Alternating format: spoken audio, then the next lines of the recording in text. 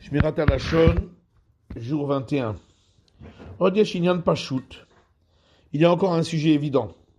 Asher nuchal litbonen mize et genut avon amar anal, duquel nous pourrons réfléchir et comprendre la gravité de cette faute amère.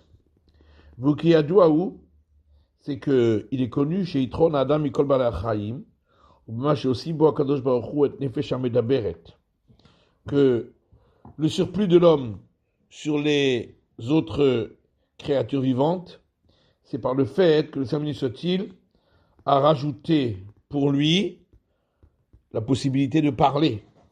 Comme chez Katouf, comme il est écrit dans la Genèse, Vaïparbe Apav Nishmat Chayim, il a insufflé dans ses narines un souffle de vie, Vaïhe Adam le Nefesh Chaya, et l'homme devint une âme vivante, et Tirgem Onkelos, et Onkelos est traduit en araméen, les Ruach Memalela, un esprit qui parle.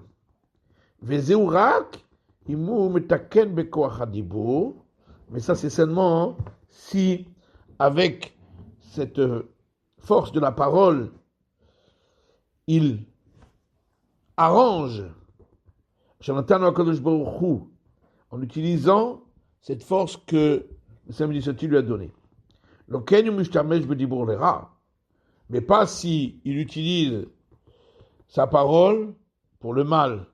Ou dans ce cas-là, il est encore moins qu'un animal qui est sur la terre, qui est parce que mon animal, il ne fait pas de dégâts avec sa parole parce qu'il n'en a pas.